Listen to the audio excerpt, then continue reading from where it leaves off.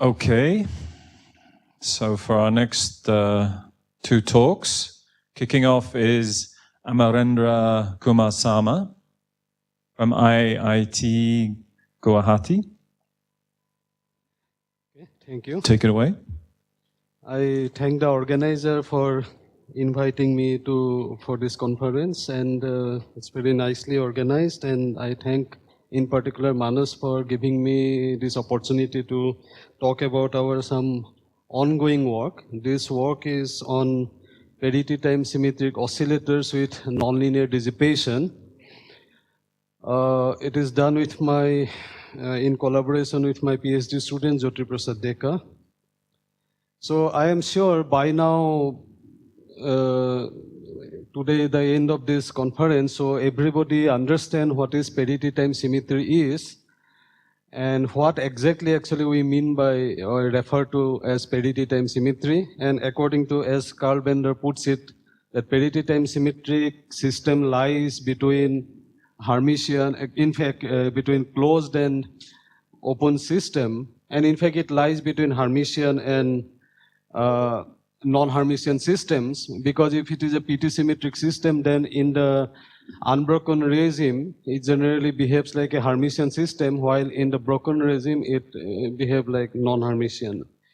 Okay, so we know that how PT's symmetry is defined, and in fact from here, if the under parity, these two boxes get reversed, and under time reversal, the sink becomes source and the source becomes sink, and that's how the parity-time symmetry gets preserved.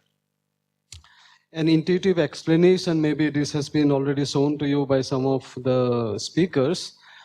The intuitive explanation, this was provided by Carl Bender, that suppose we have two boxes, one is in gain and another one having loss. If these two boxes are uncoupled, then this whole system is basically, not in equilibrium if they are not coupled, and the composite system is PT symmetric. So if coupling is introduced, then depending on the strength of the coupling, this system will come into, after sufficiently strong coupling, this composite system will be in equilibrium. And as you can see from this eigenvalue expression here, if the coupling strength is stronger than this loss coefficient, then all the eigenvalues would be real, and in that case, this would be basically, will go into equilibrium.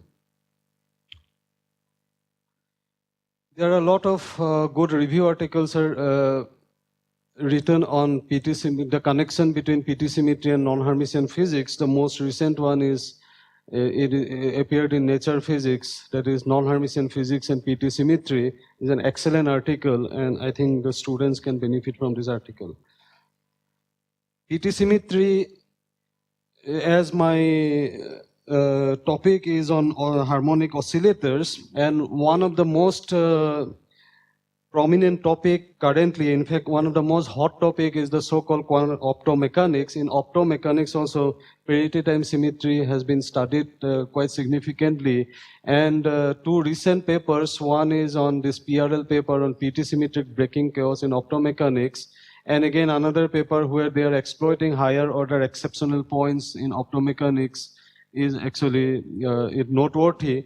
And also this particular paper, where for the first time I saw how PT symmetry was introduced in harmonic oscillator, and this in the semi-classical analysis was done to study PT symmetry in this coupled system. So my work is basically motivated by Carl Bender's this particular work, where he observed PT phase transition in a simple mechanical system, and actually some experiments were also done. The idea is as follows. So the idea was that let us take two harmonic oscillator, and in one oscillator let us put gain, and in other oscillator let us put loss, and remove some of the energy from the oscillator X, and basically put the same amount of energy to the oscillator wise, then if numerical experiment is done, then it was found that when the coupling is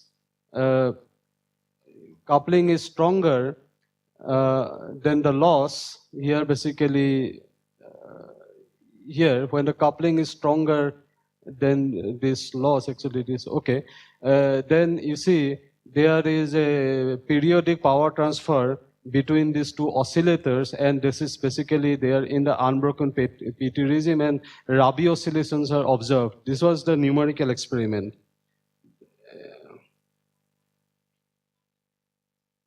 Yeah, actually this is Z. Yeah, this epsilon is basically the coupling, and here actually this should be Z. This is my mistake. Okay, so and then when this coupling is basically reduced, then the loss coefficient, loss or gain coefficient, then what is found that in this Rabi oscillation ceases, and what happens is in this oscillator, which is basically the lossy one, it gets decays and the other one gets amplified. And this was observed numerically. And what they did was they went on to do experiment on this. Basically, these two couple pendulum they constructed, and just by applying some magnetic field to apply some force here, so thereby they can manage this coupling phenomena in these two couplers, and exactly the observed numerical results were reproduced experimentally. And you see, when it is in the unbroken PT regime, this Rabi oscillation is occurring, and on the other hand, in the broken PT regime, that as I have shown already, this phenomena is occurring where one of the oscillator starts getting pumped up and the other is getting decayed. So this is basically the motivation, but in fact this particular work, the original inspiration was from this particular work by Koto's group, and this is the experimental study of active LRC circuit with PT symmetries. And in this work, they have, they did it in experimentally, they basically took two couple LCR circuits, and they couple it by the mutual inductance, and they did the experiment and observed parity-time phase transition. And this actually was spotlighted in APS exceptional research as well. And as you will see later, that we also hope to gain from this particular experiment. And in fact, based on this, we are also proposing some experimental scheme. So the outline of my talk is as follows. I will just remind you about what I mean by linear and nonlinear damping.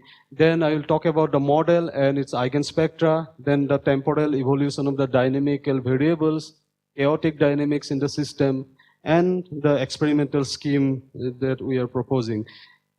After concluding part one, I will talk about something not related to this talk, but something interesting about an earlier work on non-local nonlinearity, and I will tell you some challenges there, and which you may find interesting.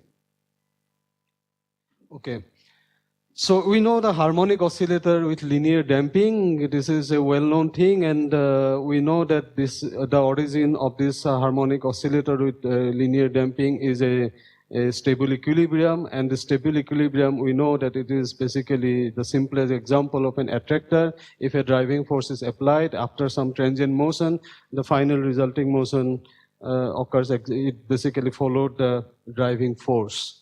On the other hand, nonlinear damping, it is not much studied. It is also studied a lot, but not commonly encountered, at least in the parity-time symmetric system. Here, actually, we are interested in taking cubic, the nonlinearity, the damping that is proportional to the cube of the velocity. The linear damping is, the force of damping is proportional to velocity, but here it will be the proportional to the cube of the velocity. So this nonlinear damping occurs in many different systems. For example, in aerospace structures, nano electromechanical system, acoustic nonlinearity of an orifice. And so there's an interesting article by this group in from Cambridge and Southampton. So, and one recent one is in Nature Nanotechnology. It appeared they exploited nonlinear damping to actually improve the figure of merit of the nanotubes and graphene resonators, and they obtained quality factor. The quality factor of the graphene resonator improved quite significantly. So what nonlinear damping basically does is that nonlinear damping force often it increases the excitation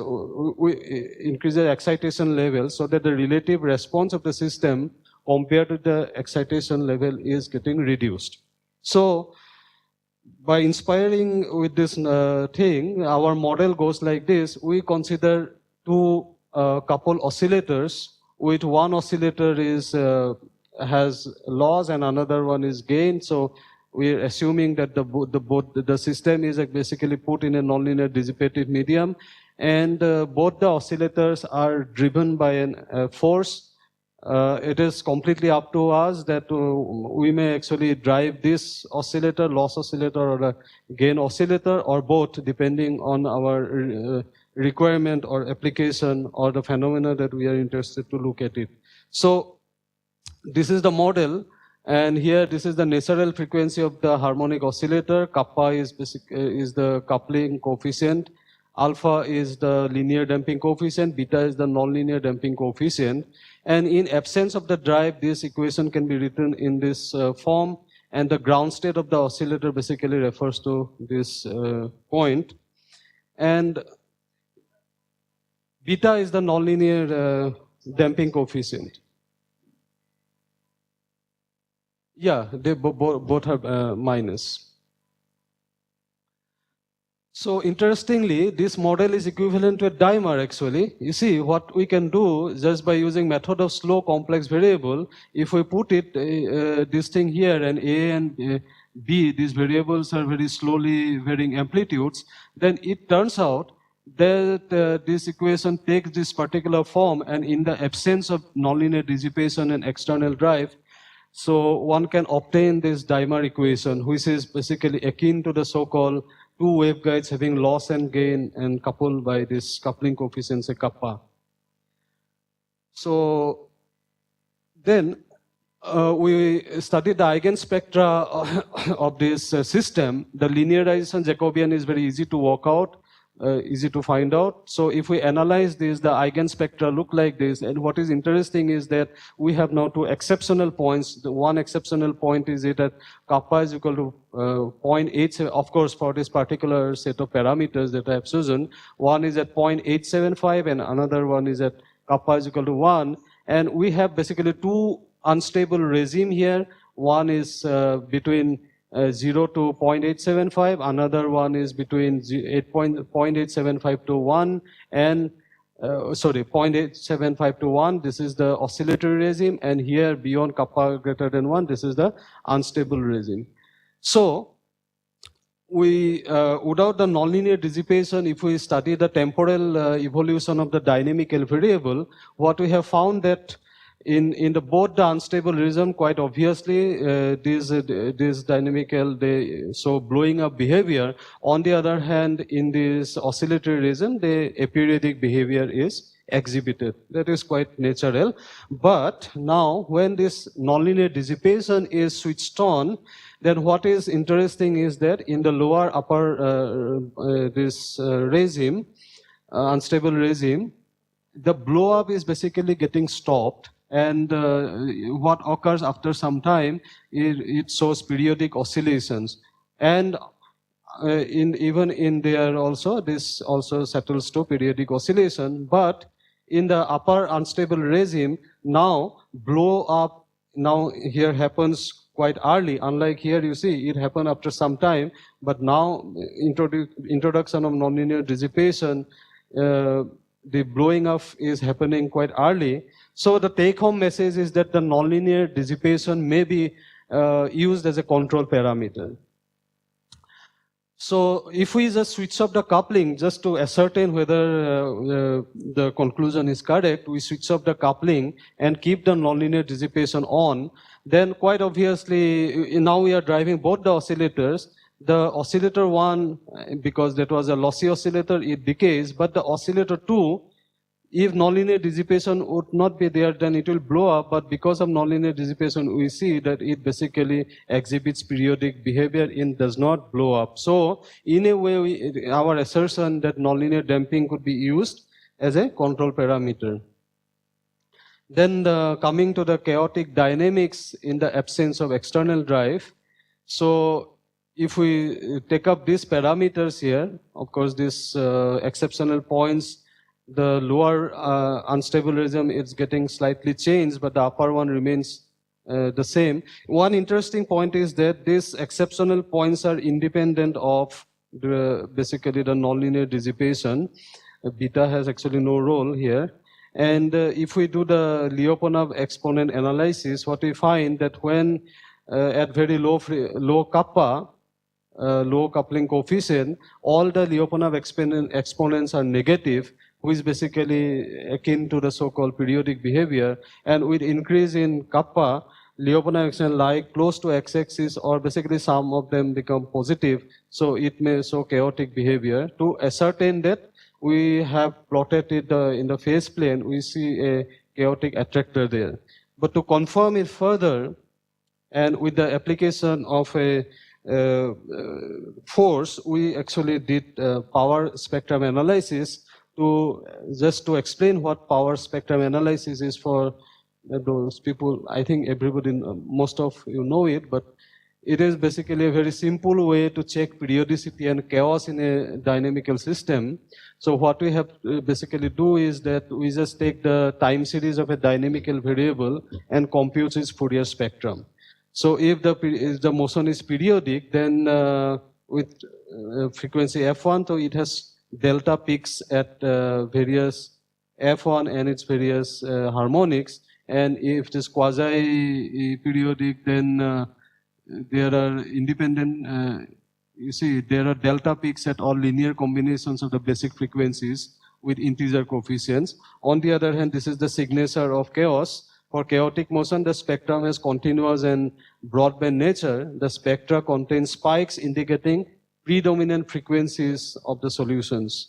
So the similar nature we have found in our analysis here. So we have basically drive the two oscillators by this drive, a sinusoidal drive like this, where this is a very small frequency, some millihertz or so. And we find that there are distinct sharp peaks with equal separation at low frequencies. And with increase in the coupling coefficient, numerous peaks lying close to another infinitesimally. And power spectrum basically exponentially decays in the high frequency regime. So this is clearly a signature of onset of chaotic dynamics. And we confirm by this that in this regime, broken PT regime, chaotic phenomena do occurs. On the other hand, in the unbroken PT regime, you see there are spikes are there, but all the peaks at high frequency are integral multiples of the fundamental mode, and clearly the system basically exhibits periodic dynamics in the unbroken PT regime. So, inspired by the Koto's paper, so we thought of, because maybe mechanically speaking, it may be difficult to do an experiment, but again, in an electronic circuit, maybe it is possible. What we have done again, we have taken a two oscillator, LCR oscillators, but one with negative resistance, so that one is for loss, another in for gain. And in the case of negative resistance, I think that can be done by using some kind of Isaki diode or gun diode like that. And this nonlinear, this is nonlinear resistance can also be put there, and that for that we just need to use a non-ohmic resistance. So using this setup and by this circuit analysis, we find that the equation resembles to our model, and maybe some experiment can be done. This work is still under progress. We hope if experiment can be done, maybe, I don't know, it may lead to something called nonlinear PT, nonlinear electronics. So part 1 basically is still under progress. And to conclude, we propose the Parity-Time Symmetric Oscillator in Nonlinear Dissipation for the first time to the best of our knowledge. And it could be, as we have seen, that it could be used as a control. It could be control to chaotic dynamics of the system. An experimental scheme to realize the idea is also given. So now coming to my second part, and this is actually something that is troubling me for quite some time. What happened is that this particular paper appeared in PRL in 2013. While appearing, this paper appeared in August, and at that time I was visiting Creole, University of Central Florida, under Professor Christodoulos as an Indo-US research fellow. We were working on a non-local nonlinearity problem, and this paper got published, but still we went on working on it. And we published this paper in 2014. And you see, there are some trouble here. The trouble is this. I'm going to explain it. One thing is the non-local nonlinearity. By non-local nonlinearity in the Schrodinger system, what they have done, if x is replaced by minus x, one can convince that this particular if I consider it as a potential function, this is PT-symmetric, because you see, it is PT-symmetric if V of x of z is equal to V star of minus x z. So you can easily convince yourself that this particular function is PT-symmetric. It is non-local because if you need to know the evolution of this variable, you need to know the information from both x as well as this opposite minus x. So that's why it is non-local. And when this has infinite number of conserved quantities, mathematically this equation is very interesting, and we found that it actually simultaneously has both a bright soliton as well as the dark soliton. And we went on to extend it to discrete system. We extended to a PT nonlinear coupler as well. And this set of coupled equation describe physical situation reasonably. What we have written there actually, when a CW beam is launched into an array of two waveguides, each waveguide exhibiting non-local PT-symmetric nonlinearity. But so far so good. But the question is there any physical system in nature, which is capable of mimicking such non-local nonlinearity? None found so far. We have actually invested a lot of time, but none as yet. And the question is it possible to cook such, non-local nonlinearity artificially? And some experiments could be done? So with this message, I would like to conclude this talk, and I thank you. And this is the quote by Carl Bender after he got this Denny Heinemann Prize. What he said is, physics is something you ultimately know is right or wrong, and mathematics is always right. So that's why physics is tricky, more dangerous. And in fact, it is that particular problem that I referred to in part 2 refers to this issue. Thank you so much.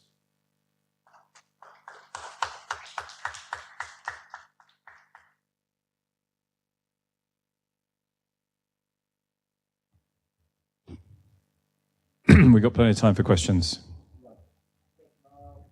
Regarding the first part of your talk,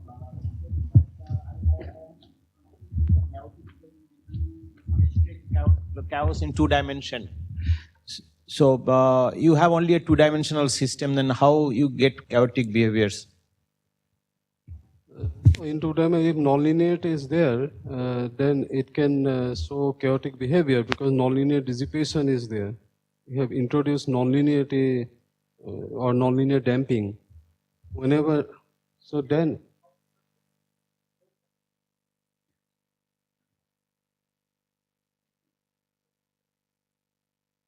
Yeah. And it's driven as well, right? Yeah, it's driven as well. And regarding that graph you drawn between x1 and x2, so you claim it is a phase space diagram or something? Phase plane, yeah, phase plane diagram. But then it should be one of them should be momentum conjugate to another one, right? No, that is what actually another thing that is again confirmed by, as I have said, in power spectral density, where I have taken the time series of x1, or a similar thing can be done for x2 as well for time series analysis. There also it clearly shows that, yeah. Yeah, Manas? Yeah. So can you go to the non-local nonlinear Schrödinger equation? I got confused. No, the one before. Right. So can you go to the next slide? In principle, I mean, you can write the non-local nonlinear Schrödinger equation as two local coupled equations with some symmetry constraint, right? You have psi. I mean, this is what was done in that paper, I guess, with Musulmani and Ablowitz. Yes. Yeah. So now you end up having two coupled local equations, just like similar to the and with some constraint between A and B, right? Yes. So, is it still experimentally impossible to do this? That is what my whole point is. We are unable to find any kind of actual interactions which can give rise to this particular nonlinearity. See, this is very, I think, this restrictive kind of, you see. I mean, if you see it this way, but if you go to the next slide, you can think of A and B as just two different fields, right? I mean, it could be two different species, but of course A and B should satisfy some symmetry. That is, yes, that has to be. But they're just coupled fields. But okay. So none has been found. We tried that actually. Okay. So one more question I had is, in the first part of your talk, you had regions where the Lyapunov exponent goes to 0, right? There are special K points. Yes. Where the Lyapunov exponent... Not 0, actually. Sometimes it is becoming positive. But it's sometimes negative, sometimes positive, so it passes through 0. 0, yeah. Could you show the picture? This seems to be some... So, is it some... it looks like this could be some, like, some sort of integrable point in some sense, right? I mean, if the Lyapunov exponent goes to 0, is there some connection to integrability? There may be some integrable points here. Actually, we have to look at it. Yeah, it can be possible. Yeah, just was wondering, the next, can you flash the next slide, please? No, I'm sorry, one before. Because one of this, one got stabilized and the other got really quiescent, right? Is there a kind of feedback mechanism of some sort, to the nonlinear coupling, nonlinear damping? Yeah. Is that it going on or something like that? Yeah, something, nonlinear dissipation is basically feeding back the energy again rather than getting it blown up. Exactly. You see, here also it is not going like this. Rather, it's becoming like that. So, thank you. The nonlinear damping is the same for both oscillators? Yeah, same. They are behaving exactly the same way. Mm-hmm. That's why I have just done the power series analysis, spectral analysis for one variable, x1. Exactly the same thing is exhibited by x2 as well. Mm-hmm.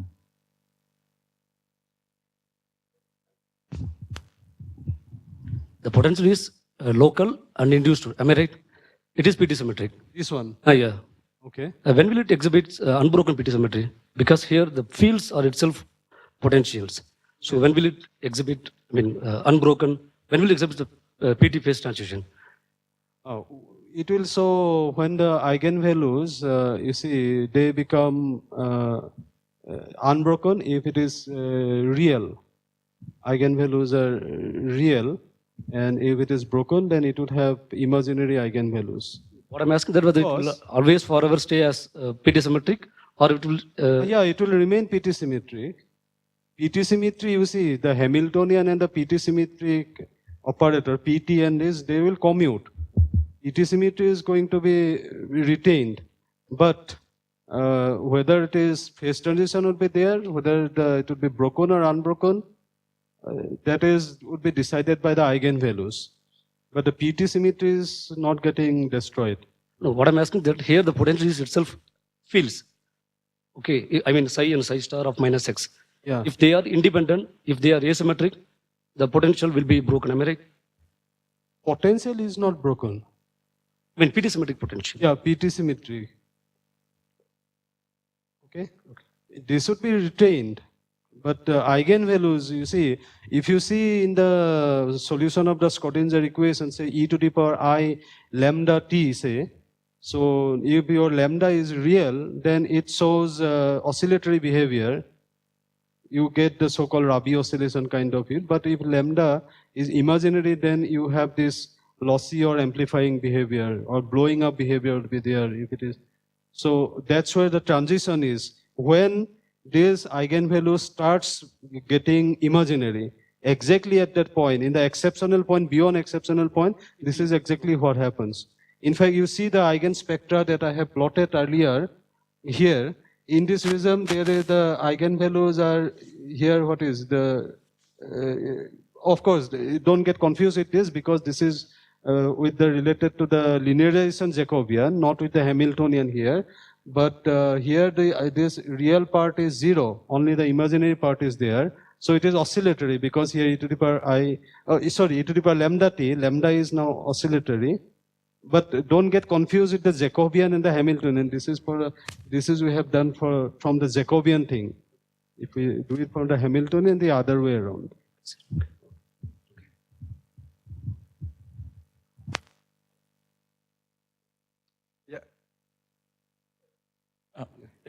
One comment may be that for the non-local nonlinear Schrodinger equation case, you can write it as coupled vector nonlinear Schrodinger equation with two components, but this is a constant system in the sense that one of the component must be even function of x, yes, and the other component must be odd function of x. So, is it going to be helpful for experimental realization? I mean, are there any systems where specifically we get even function as a solution and odd function as a solution? I am not sure. You see, I have seen dozens of papers, as you have said, about that thing is also now getting exploited and people have found all kinds of mathematical solutions, but physical system is still not there. No, what I'm asking is that reformulating in terms of vector nonlinear Schrodinger equation. Yeah. Okay. But the constant is that one of the component should have always even solutions and the other component should have always odd solutions. Okay. So that constant system, this kind of systems, whether it appears in optics or I don't know. I mean, so I'm asking that whether it is possible. I explored, but I'm not sure whether there is some realistic system is there. Okay. And the second point is that the sign of beta, okay? So sign of alpha is plus and minus because that's the balancing, balance loss and gain. Yes, yes. The sign of beta you took to be same for both the equations. Is it because of that particular circuit you have in mind or other reasons? Yeah. Thank you for this question. Actually, that is our next exploration that we are going to do. How the dynamics or nonlinear are going to get affected by if we just have, it can be made completely PT-symmetric in that sense because now in one oscillator say beta is positive and the other one is beta is negative, and then what is the role of that? Yeah, that can be done. In experimentally speaking also, yes, that is possible because we can anyway have negative resistance kind of thing can be realized using Isaki diode or GaN diode. Here maybe some non-ohmic resistance can be constructed in such a way that rather than nonlinear damping, we may get nonlinear gaining. So yeah, that would be interesting to look at. You've thought about things where you have a double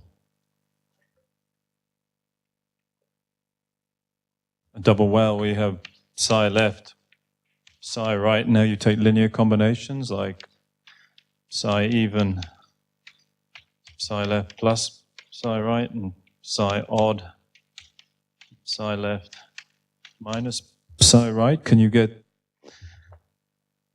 people that you've thought about that kind of thing and you have and it doesn't work? Oh. So that's why I said it's a challenge to get into a real system, because mathematically it is excellent system, very beautiful. People have written hundreds of papers, but I have not seen any. So maybe I may be wrong, I may have missed somewhere, but so far not any system is there. Okay, so if there's no further questions, let's thank the speaker again. Thank you.